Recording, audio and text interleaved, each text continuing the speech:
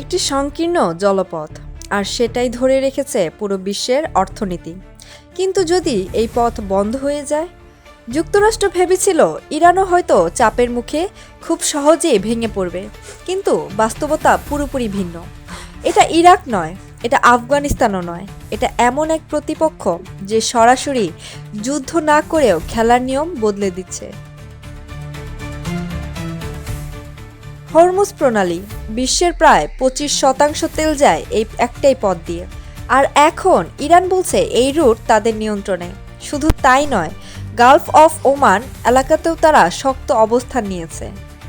ইরানের কৌশল একদম আলাদা, সরাসরি যুদ্ধ নয়, বরং এমন চাপ তৈরি করা যাতে শত্রু নিজেই পিছু হটে।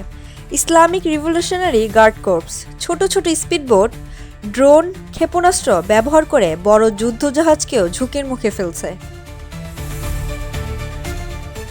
অন্যদিকে যুক্তরাষ্ট্রের জন্য পরিস্থিতি আগের মতো সহজ নেই। বিশাল বিমানবাহী রণতরী যেমন ইউএসএস আব্রাহাম লিঙ্কন এখন আর নিশ্চিন্তে চলাচল করতে পারে না, কারণ চারপাশে ইরানের ক্ষেপণাস্ত্রের রেঞ্জ। একবার টার্গেটে এলে ফিরে আসার সুযোগ কম।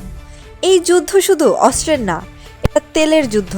হরমুজ বন্ধ মানেই তেলের দাম আকাশ ছোঁয়া, আর তার প্রভাব পুরো বিশ্ব অর্থনীতিতে ধাক্কা। আর সবচেয়ে বেশি ক্ষতিগ্রস্ত হবে উন্নয়নশীল দেশগুলো। ইরানের পক্ষ থেকে স্পষ্ট হুঁশিয়ারি, শত্রুপক্ষ নির্দিষ্ট সীমা অতিক্রম করলে উপকূলীয় ক্ষেপণাস্ত্র দিয়ে হামলা করা হবে। তাদের দাবি, এক ফোঁটা তেলও শত্রুদের কাছে যেতে দেওয়া হবে না। বিশ্লেষকরা বলছেন ইরানের কিছু দাবি প্রচারণা হতে পারে, কিন্তু বাস্তবতাও অস্বীকার করা যাচ্ছে না। হরমুজ ও ওমান উপসাগরে জাহাজ চলাচল ইতোমধ্যে ব্যাহত হয়েছে, তেলের দামও বেড়েছে অনেকাংশে।